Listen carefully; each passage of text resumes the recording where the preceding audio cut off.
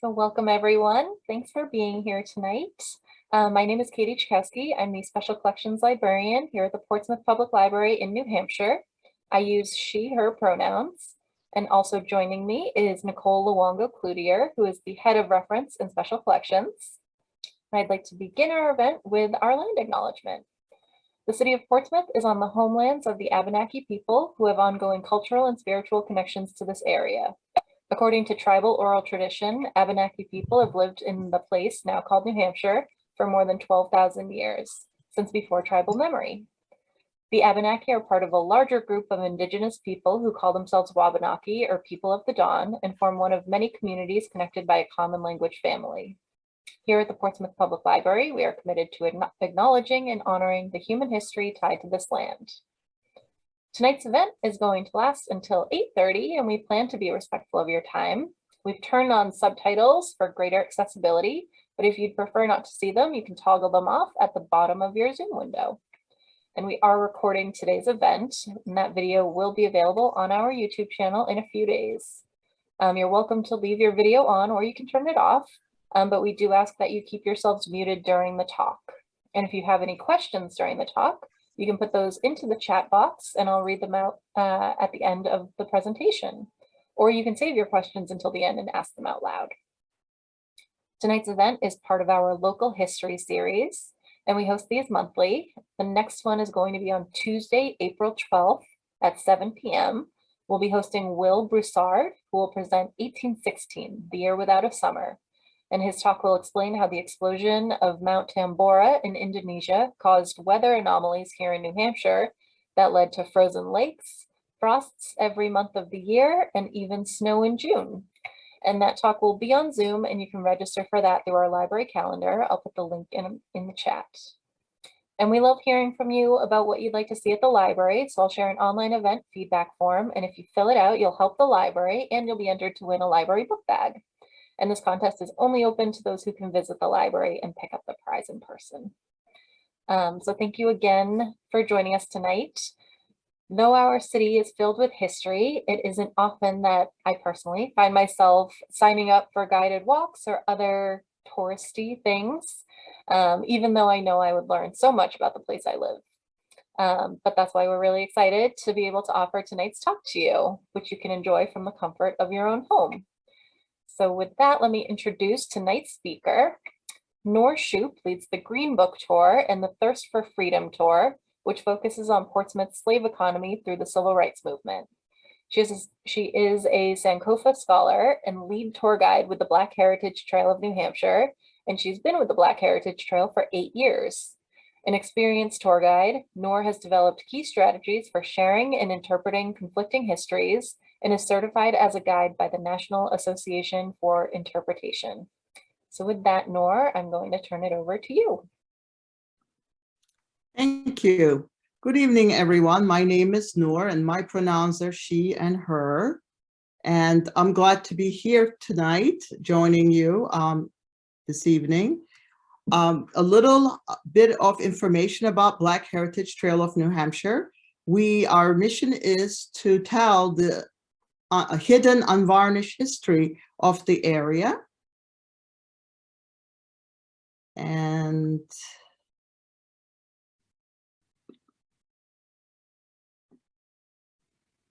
here we go.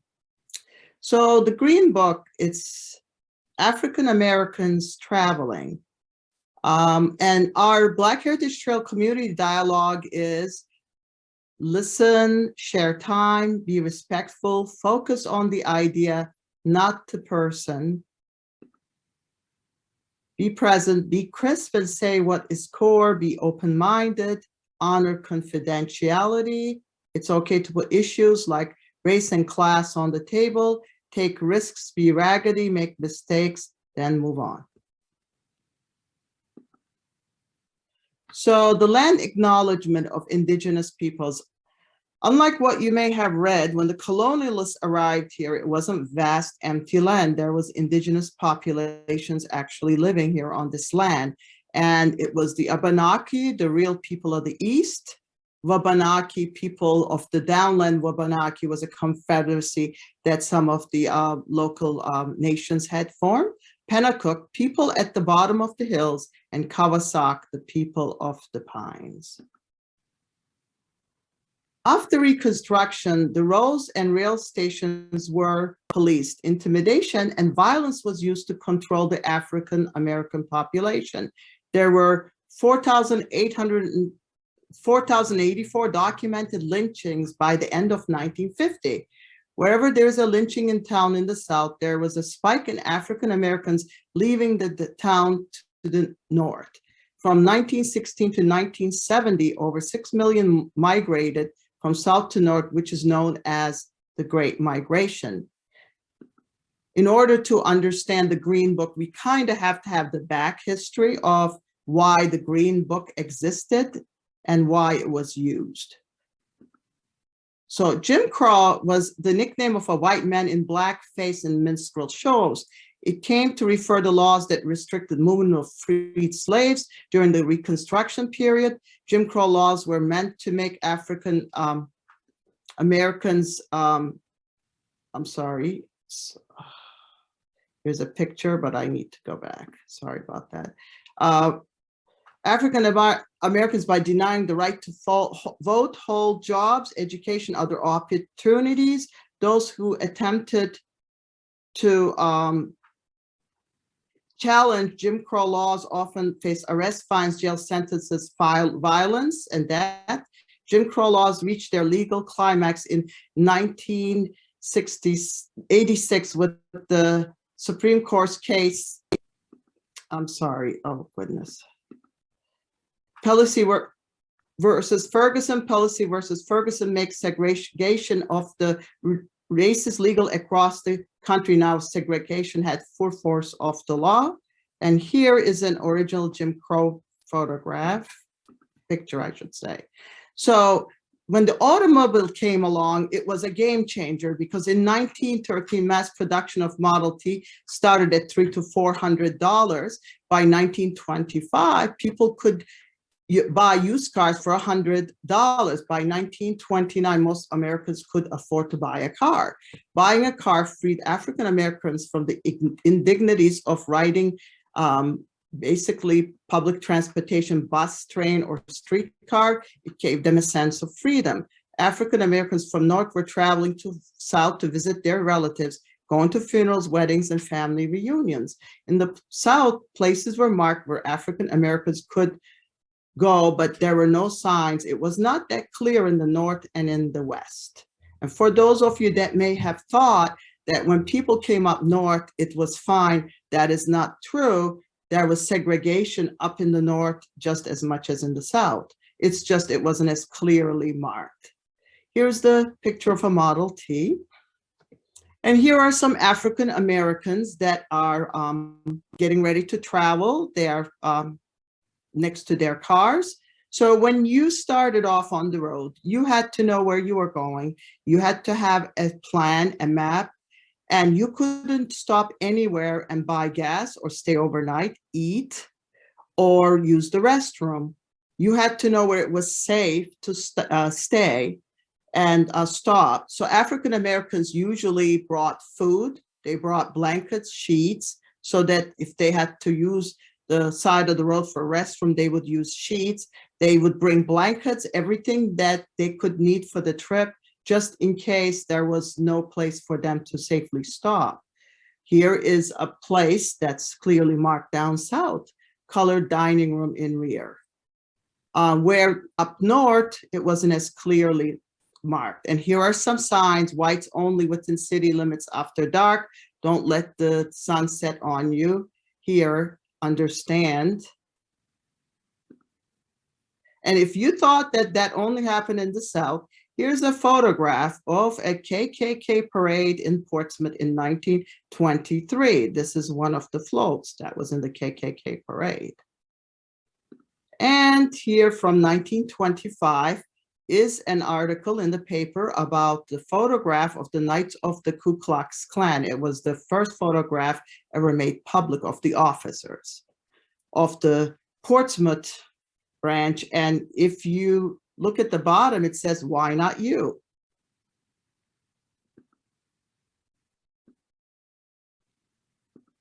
Okay, so Victor Greene came along. He was a postal worker from New York City, and he decided to contact other postal workers and compile a list of businesses that welcome people of color. And he compiled them into a book, and he published them. His first publication was in 1936, and it listed hotels, restaurants, beauty shops, barbershops, taverns, garages, nightclubs, service stations, automotive, roadside homes, and roadhouses. At its height, 15,000 copies per year were being published. And Esso saw a niche in the market. Here were people of color buying cars now. And they decided they hired 2 Black executives, also allowed people of color to own franchises, gas stations in their neighborhoods, and people of color had people of color working in different levels of the company. Victor Greene made a deal to have Esso sell his Green book at their gas stations.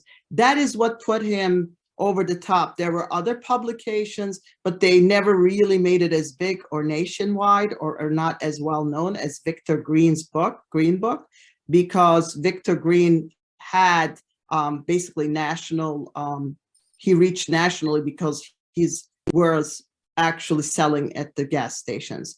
And his Green Book for the mantra for his Green Book was a quote from Mark Twain: "Travel is fatal to prejudice, bigotry, and narrow-mindedness." And he said, there will be a day sometime in the near future when the guide will not have to be published. This is when we, as a race, will have equal opportunity and privileges in the United States. It will be a great day for us to suspend publication, for then we can sow whenever we please without embarrassment or humiliation.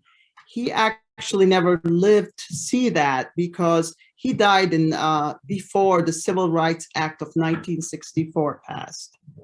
Here are some copies of the Green Book. The 1936 copy is a little thinner, and as the word got out and businesses found out about his Green Book, people also started contacting him and asking him to list their businesses in his books. So it's pretty much doubled by the time they stopped publishing it. He even started having in the back travel guides to the Caribbean. And he also started a travel agency. Here are some pages from inside the Green Book. And we're going to talk about Rockrest. Rockrest, for those of you that are familiar with Kittery, is on 103 in Kittery Point.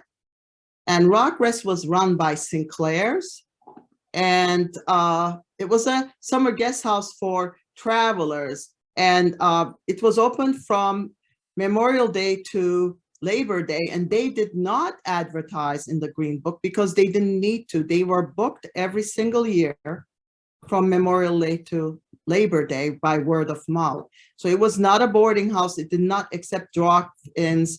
Breakfast and dinner include with the room. The weekly menu featured main seafood, not soul food, and Hazel Sinclair was known for her lobster thermidor and other fine cuisine found in fine hotels. You could stay at Rockrest for $40 in 1973, and then the price went up to $85.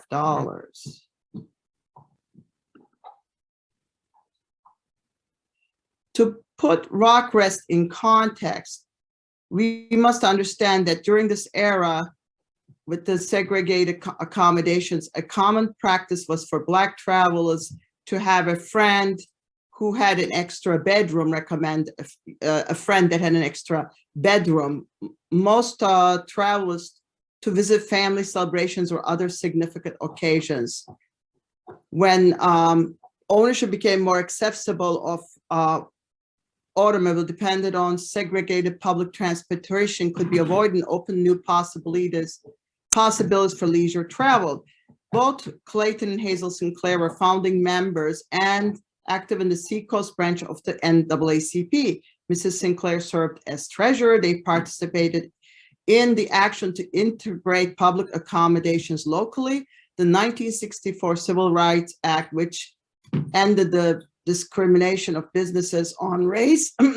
They, however, knew that act would have negative consequences for their business. Sure enough, visitation declined at establishments like Rockrest in Kittery Point, Jewel Inn in York, Maine, and Cummings Guest House in Algonquin, Maine. Vacationers took advantage of wider variety of options.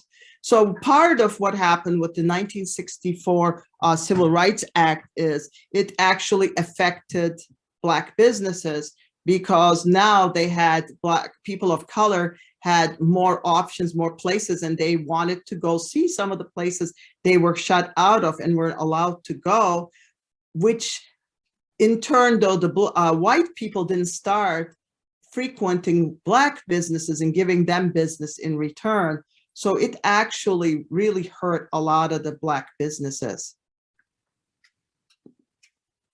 And here's another publication. It's not from the Green Book. It's a Negro Hotels and Guest Houses. And I should have also mentioned in the beginning, all the stuff that I'm presenting to you today is compiled by Valerie Cunningham, who is a historian, preservationist. I'm sorry. So this is her hard work. And these are all the photos, and what I'm presenting you today are from Valerie Cunningham. And she's not sure who published this one, the Negro Hotels, but the cottages, the Riverview Cottages in Portsmouth is circled down here. And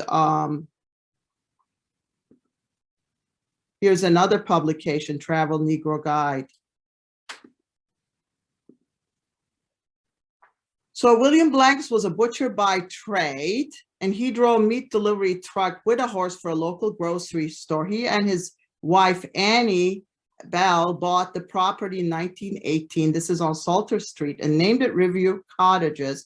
And it served Black travelers and celebrities in the area. The Farrar Quartet and the opera singer Roland Hayes stayed there.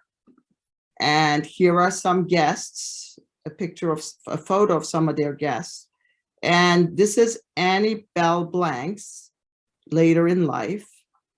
And here are the Farrar Sisters Trio.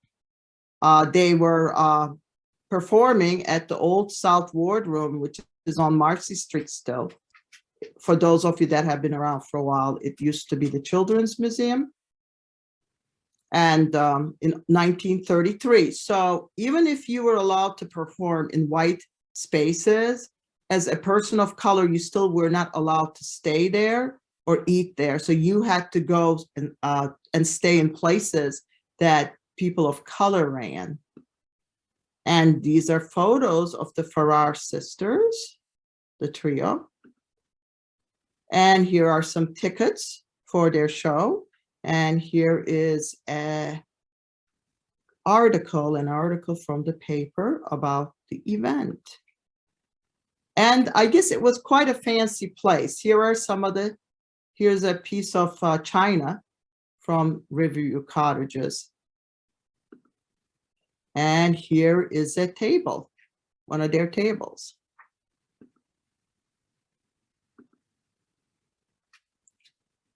Okay, I think, yeah, I did. So I'm gonna go back because I think I skipped over the photo of the, here is the Riverview Cottages that was owned by Blanks Taylor Guest House. And it's down behind the tree. That's a recent photograph. We don't have an old photograph of the cottages from back in the day, but that's what they look like now.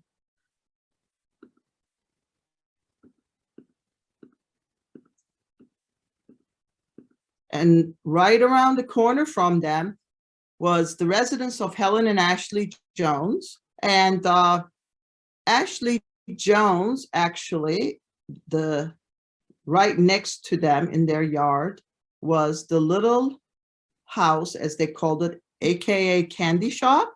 And Ashley Jones used to make the homemade fudge. I actually had the privilege of knowing the two of them when I first immigrated here in the 70s. Helen became fast friends with my mom. She used to run a shoe store in Portsmouth. And she also did, she was an antique dealer, and people, the Riverview Cottages is just around the corner from here. It's very close nearby. But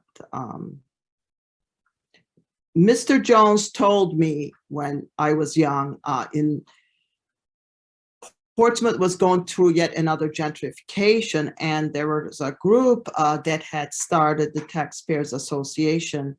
And I remember him going to one of the city council meetings and saying that he came here in the 50s as a Gucci bagger, and now he was being pushed out. I'm sorry, as a carpet bagger, and he was now being pushed out by a Gucci bagger. Now, their house, the home they lived in, which is this one, is on Marcy Street. And the Joneses also told us that when they first moved here, they wanted to buy a house in Newcastle, New Hampshire. And they weren't allowed to, being people of color. So they bought this house on Marcy Street because it was on the way to Newcastle. So this was as close to Newcastle as they could get.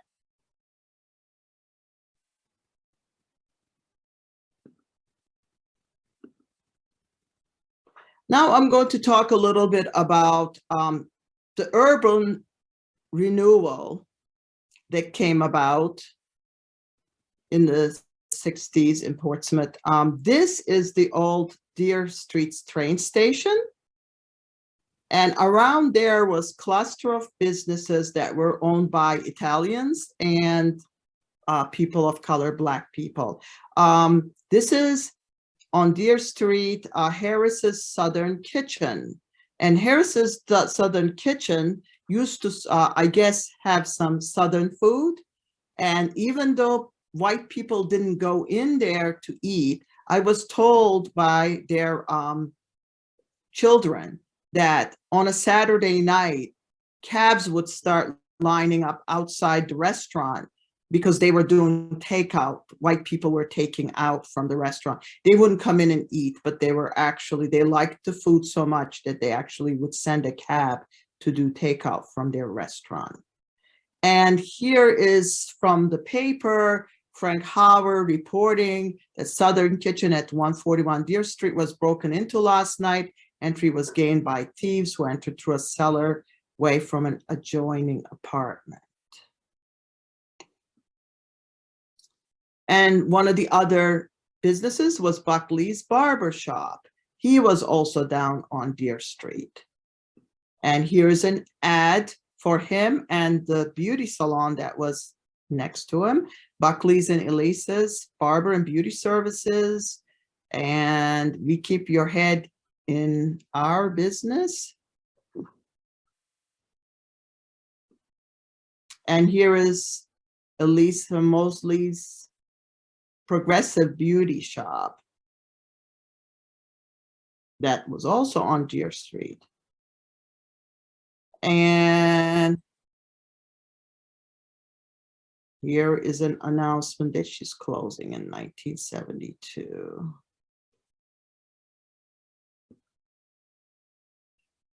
And this is the AME Zion Church. And the Reverend is preaching, use what you have for God on the Sunday morning services. And I guess some guests, the guests came from Hartford, Connecticut. Here's the Emmanuel Church in 1948. That's also on Deer Street, was on Deer Street. So now I'm going to talk about Cobb's radio and TV. He also was on Deer Street. And Cobb's was one of the people that started the Seacoast NAACP.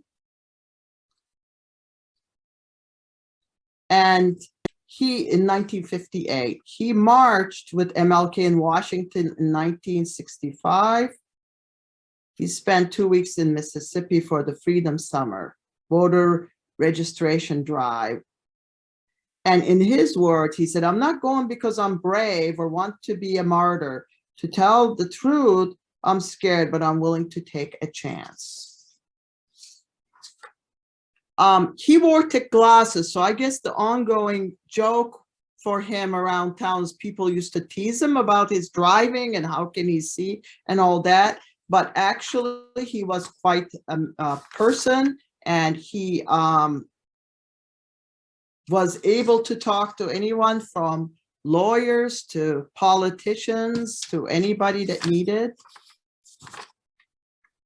needed to speak to, and he was the president. And here's an advertisement for his radio and electric service. It says, against guesswork, we have the fine scientific equipment and the know-how.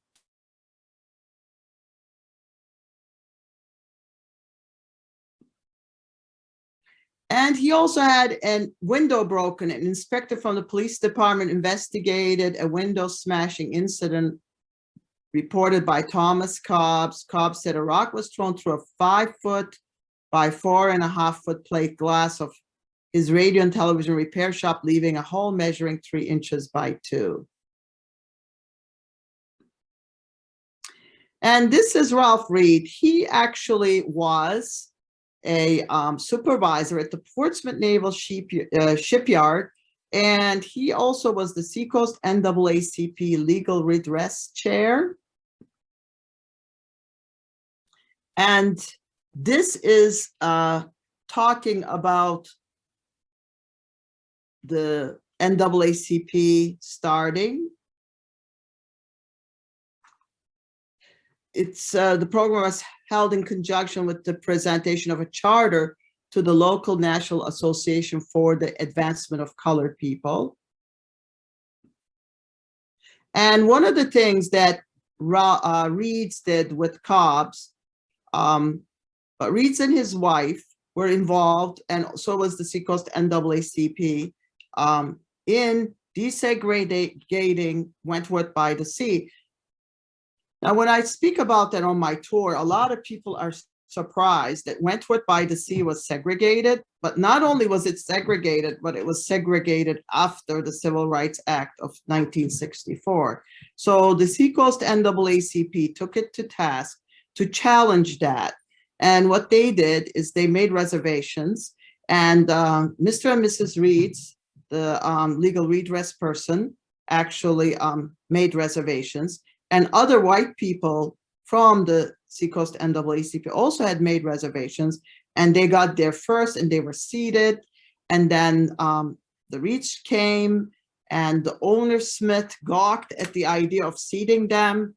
He would not allow them in. So the Reeds stood there and presented him with the argument, the legal argument that the law had passed and he should be allowing them in. Their reservation was at 6. They did not get seated till 9 p.m. So it was a long time and long arguing. But there were people there that were taking notes in case they had to challenge it in court, so they could be witnesses. And eventually they were allowed in, and they actually were seated by the kitchen door. But that's how they desegregated Wentworth by the Sea after the Civil Rights Act had passed in 1964. So I wonder if some of the window breaking had something to do with some of that. I'm not sure. And here's the Pearl. The Pearl was the location where People's Baptist Church was. And MLK actually in 1952 spoke there. And Coretta Scott King was in the choir that day singing as well. And this is Frances Satchel Tilley. She is one of the founding members of the People's Baptist Church, 1915.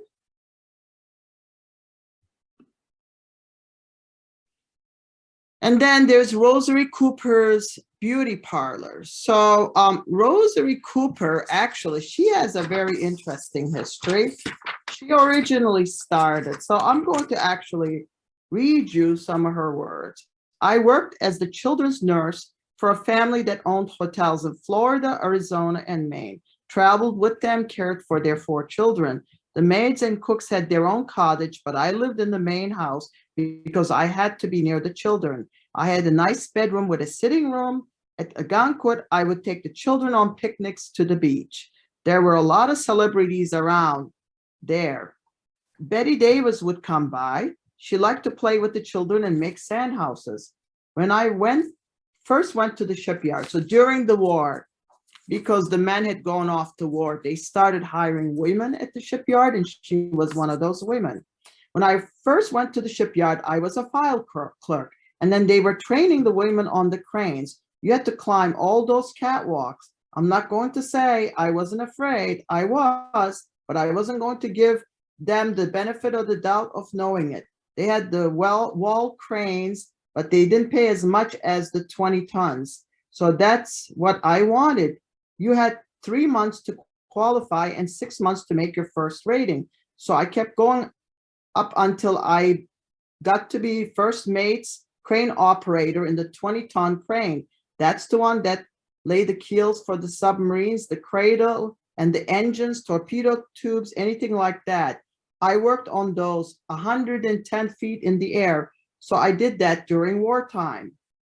And after the war, of course, the men came back and she got laid off. So I went to beauty school in Boston. When I finished there, I worked at a beauty parlor for 1 year. After that, I opened my own shop when my husband died. I kept working at that and in the house with my tenants and everything. I had my house cut up into apartments and 2 rooms over the beauty shop for a single guy. But most of them were couples from the Air Base and Navy. At the same time, I was going to night school, McIntosh Business College, where they had a branch here up on State Street. I took shorthand and typing, and I got a certificate from there. I was always taking something. So what she was doing is taking boarders, and of course, during segregation, people of color that may have been at Pease or at the shipyard that were, they couldn't stay anywhere. So that was one of the places they stayed, was at Rosary Cooper's. So she also had the beauty salon as well. So basically she reinvented herself after the shipyard laid her off. She was quite a woman from what I hear. And there's a picture of her. So in 1962, an African-American actress with a touring company at the Algonquin Playhouse was refused by 7 local hotels.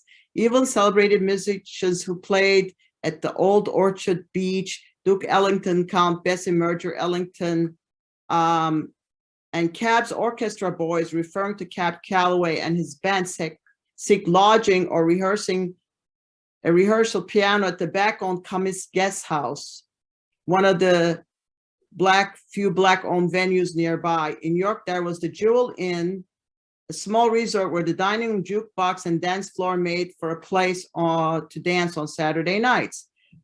The Cummings guest house was booked solid from May to September. Hundreds of names appearing in the guest register, noted Kristen Mitchell, a historian with the Maine Historic Preservation Commission, yet it was never in the town's directory among the 102 hotels in Old Orchard Beach, about 6,000 rooms, giving the 2nd largest capacity of any beach resort except Atlantic City on the Atlantic coast, she said, nor was it included in the town registry. A quantity of promotional materials are listed among lodgings in the main registry.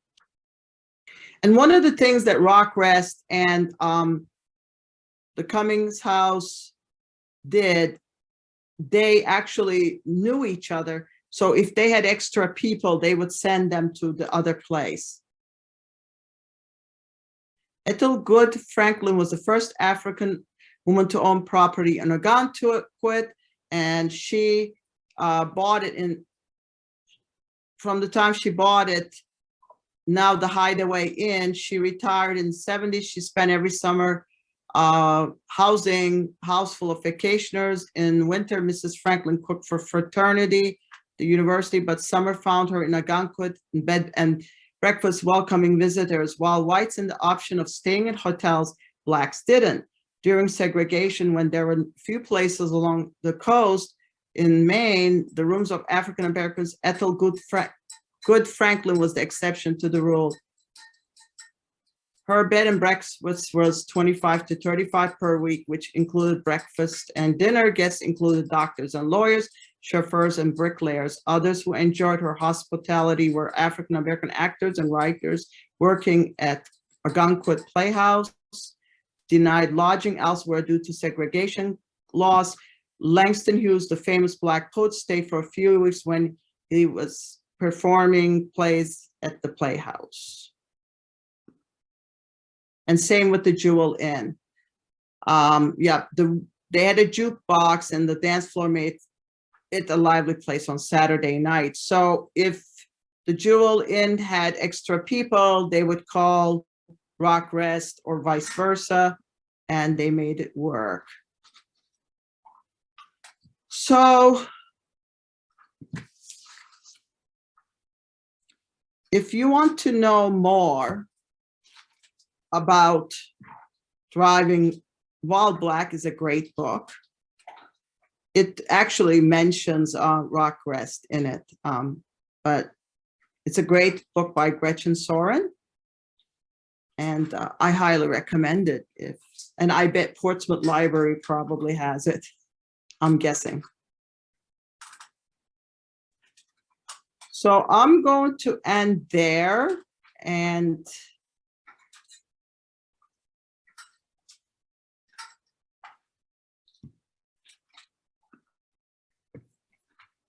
Great. Thank you so much, Nur.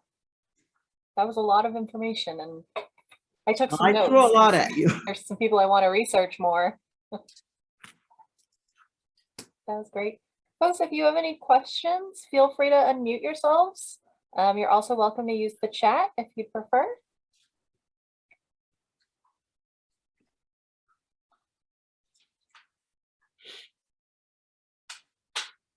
Oh, and Nicole did share a link to Driving While Black, the book.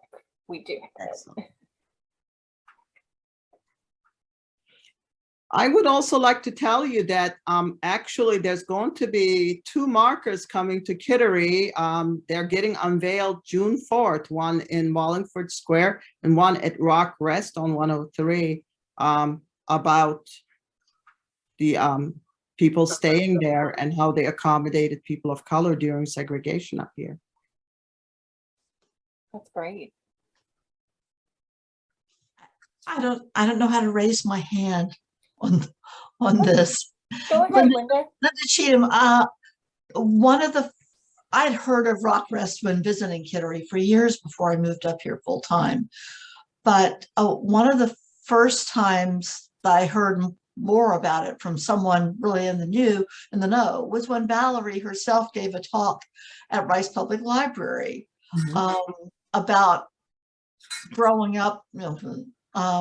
I think she was helping Mabel, the owner, who was the cook, and I think she helped cooking. And she learned to cook there, helped setting tables and so forth, and worked there. It was her summer job. And I don't, has she ever told stories about that, Nur? Valerie? Yeah. Yes, she has said that it was very formal. And actually, I also spoke to Sharon Jenkins Jones, the vocalist, about that. She also worked there one summer. And what Sharon Jones said to me was that the Waldorf in New York had nothing on the Sinclairs, she said. That they were very formal. They all had to wear white shirts and I think black pants. And they waited on them and served them in the dining room. So, and from what I gathered from Valerie, they had Thursdays off, and that's when they used to go to the beach. But she said it was quite a formal place, and that Mrs. Sinclair was a very good cook, and she did do high-end cuisine, and she did do a lot of seafood. Thanks. It sounds kind of neat to me. Yes.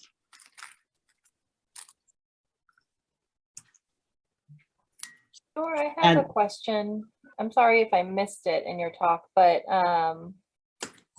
all of the folks that lived on Deer Street, I mhm, assume were affected by urban renewal. Do you yes, know if they ended up staying in the area or if it ended up driving them out of town? they basically folded pretty much. It really, I think starting over for some businesses, it just costs way too much. And I suspect some of these businesses didn't have a lot of capital sitting around. So, Yeah, yeah. it's too bad.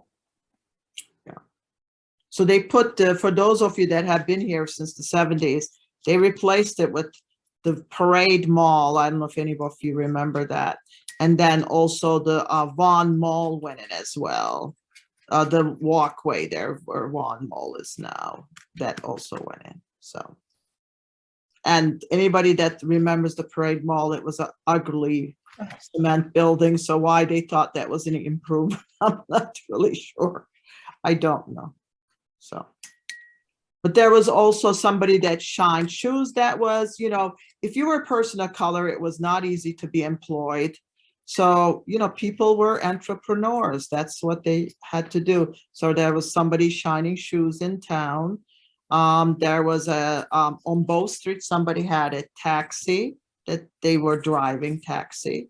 So, you know, there were a lot of entrepreneurs in town. And then some people did work at the shipyard.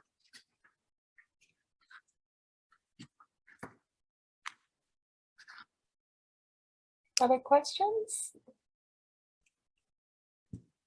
Well, I have a question for everybody. What was the most surprising thing in the presentation? I usually ask people on my tour because it helps me get insight, but also it's always interesting some of the answers I hear. Does anybody want to answer? Yes. Yeah, I was surprised how many small businesses were on Deer Street. From all the stores that you showed, it looked like there were probably 10 or 15 small businesses.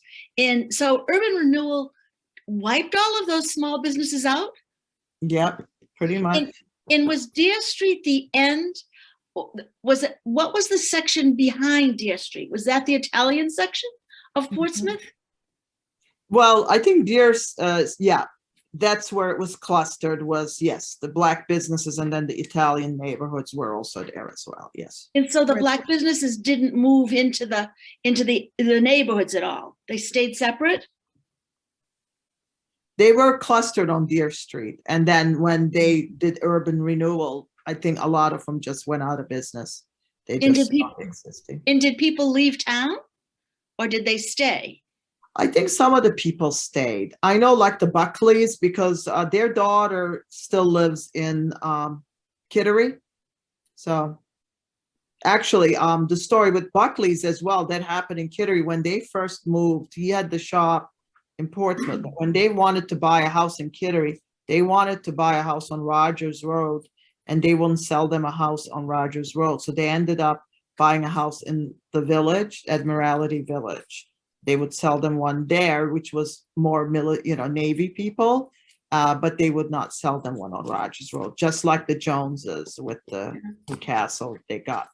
And, you know, it seemed like there were several people that lived at the South End before the gentrification. When I do the tour and I tell people that South End used to be, you know, mostly fishermen, it was not the neighborhood it is today. People are always surprised, but it was some college students and fishermen, and it was not the high end of Portsmouth. So another question. Hi, this is Alan Lincoln. At the time that people of color were being restricted from restaurants, hotels, and so on in this area, were Jews and sometimes Catholics being restricted from the same facilities? I'm not sure. I can't speak to that because I'm not an expert on that, but I will answer this way. You can always hide if you're a Catholic or a Jew, but you can't hide that you're Black. Yeah, and That's a good unless the name sometimes tried to give people away. I mean, that's true, but unless they're checking your ID, you could always use a different name, or you know, or often used, you know. or change it where it sounds. Yeah, I was just wondering if the time frame was about the same, in terms of when things started to open up. Because it was early 60s was still a problem. 64 was a major changing point. So, okay, thanks. Yeah, I don't know. Maybe somebody that's from the area that is either Catholic or Jewish can speak to that, but I can't speak to it. I don't know.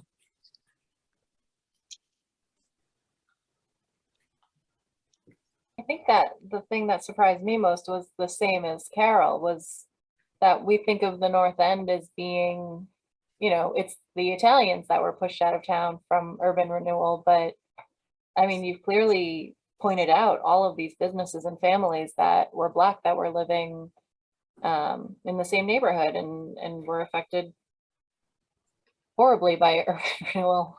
Yeah. It's terrible. But does anyone else want to share what surprised them from the talk?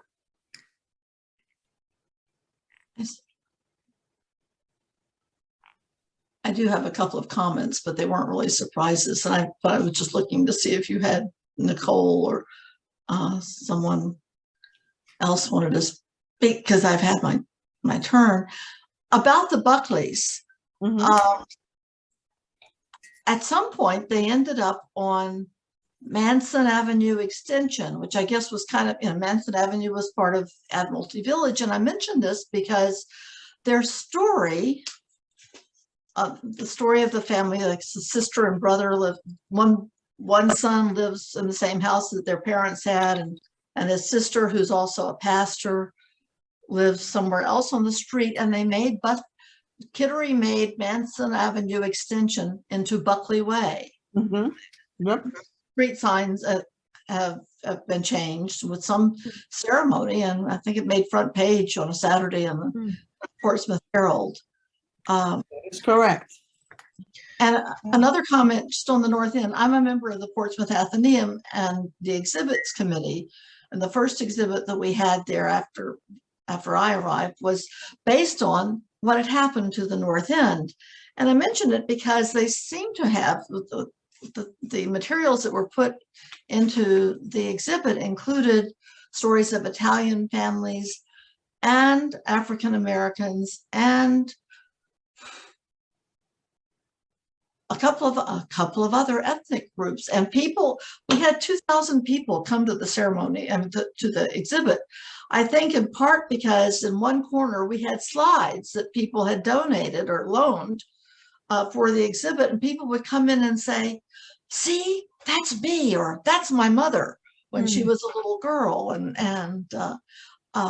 that's some real cachet. I'd like to see it done with some historical exploration with some of the other neighborhoods here. But it was, and some of them were still resident in Portsmouth somewhere, but I think in the, in newer neighborhoods, but still around. Anyway, that's all I have. Yeah, unfortunately, I think quite a few. I've been here since 1971, and my experiences, I mean, I live in Kittery now, but my family still lives in Portsmouth.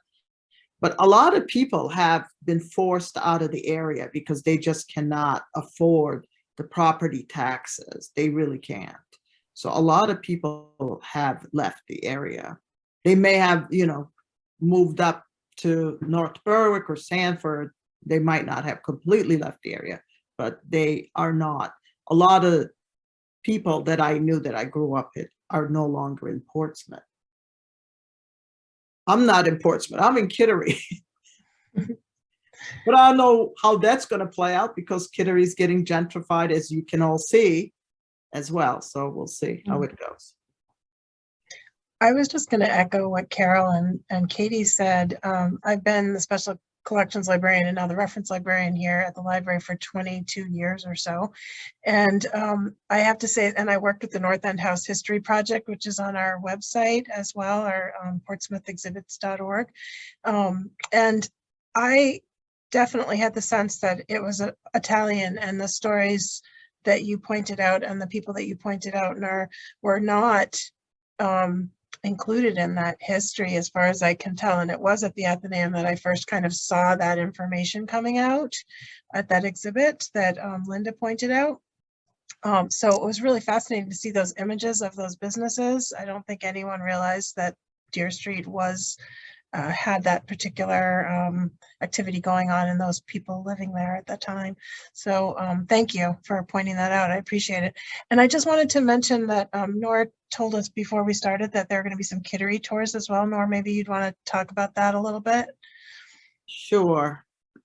So this summer, we're going to start doing tours, walking tours in Kittery, because a lot of the stories go back and forth between two sides. Like William Whipple was born in the Sign of Declaration of Independence in Kittery, but he lived in Portsmouth. So there a lot of the stories cross over back and forth. So we're going to start doing tours, walking tours in Kittery this summer. So that's a new thing we're offering. Great. And thank you everyone for coming tonight. We appreciate seeing your faces and seeing you join our programs. So have a great night, everyone. Thank you all. Thank you, Nora. Thank Bye. you. Bye.